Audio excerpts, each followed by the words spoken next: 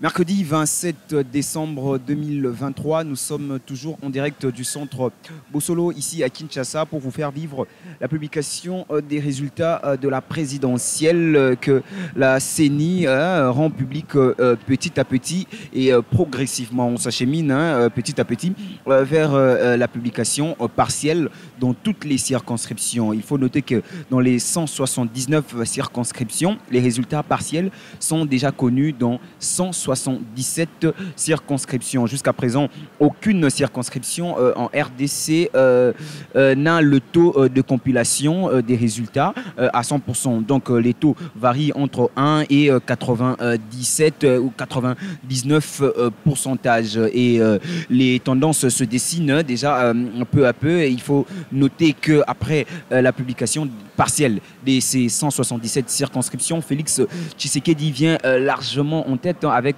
77%, suivi évidemment de Moïse Katumbi qui vient avec 15%. Et Martin Fayoulou qui est à 3,8%, Adolphe Mouzito à 0,63% et Rajabo Tebabo qui est à 0,55%. Les tendances changent, peuvent être modifiées au jour les jours, au fur et à mesure que les résultats sont connus. Il faut noter que dans certaines circonscriptions, il y a Martin Fayoulou qui vient en tête, notamment dans les Kwilu, précisément à Massimanimba.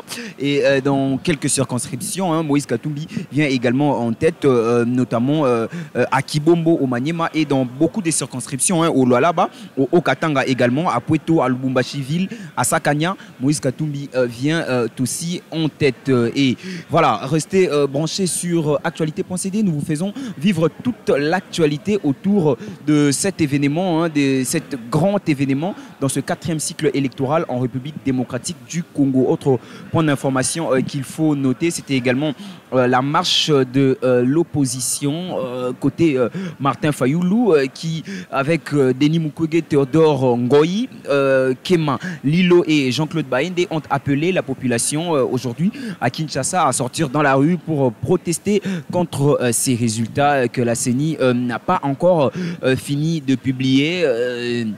Ils ont aujourd'hui tenté de se réunir au siège du parti politique de Martin Fayoulou, SID, mais la police a étouffé cette marche qui n'a pas été autorisée par l'autorité provinciale ni par le vice-premier ministre, ministre de l'Intérieur, et au niveau de Tchangou, où les militants de la Mouka ont tenté aussi de se réunir. La police a essayé de bloquer pour que cette marche n'ait pas lieu. Et Martin Fayoulou, qui n'a pas pu sortir au-delà même de son parti politique, a fait sa déclaration et s'en est arrêté là. Il faut noter également que Moïse Katumbi, qui est aussi contre ces résultats, n'entend pas aller à la Cour constitutionnelle pour protester de manière légale ces résultats.